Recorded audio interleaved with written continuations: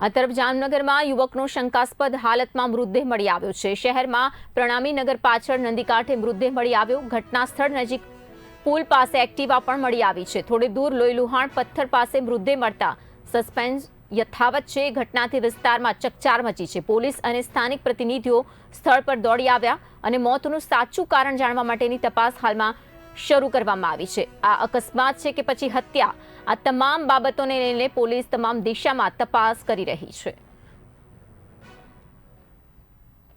Jamnagar city એ division police વિસ્તારના પ્રણામી નગરની પાછળના વિસ્તારમાં જે બેઠા પુલ પાસે નદીમાં એ જગ્યાએ એક અજાણ્યા વ્યક્તિની લાશ મળી આવેલી હોય જે બાબતની તપાસ સિટી એ ડિવિઝન પોલીસ કરી રહ્યા છે।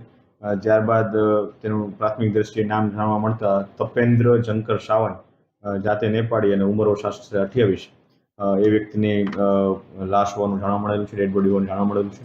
આ બાબતની આગળની તપાસ કે આ કેવા કારણોસર આ વ્યક્તિનું મૃત્યુ થયેલું છે અથવા તો કોઈ દ્વારા એને મૃત્યુ કરવામાં આવ્યું છે તો એ પ્રકારનું શું બનાવ બનેલો છે તે બાબતની આખી તપાસ સીસીટીવી કેમેરા તેમજ આસપાસના વિસ્તારોમાં પૂછપરછ દ્વારા અને ક્રાઇમ સીનનો પ્રોપર કન્ઝર્વેશન કરીને એફએસએલની ટીમ દ્વારા આગળની તપાસ હાથ ચાલુ કરવામાં આવેલી છે। કઈ રીતના હત્યા કરવામાં આવી છે? પ્રાથમિક દ્રષ્ટિએ કોઈ આ બાબતની જે માહિતી મળેલ નથી। જે બેઠા પુલ પાસે નદીનો વિસ્તાર છે એ જગ્યાએથી એક એક્ટિવા અને એક મૃતદેહ એ બે વસ્તુ મળેલી છે। તો આગળની તપાસમાં જાણવા મળશે કે આ હત્યાનો બનાવ છે કે કેમ।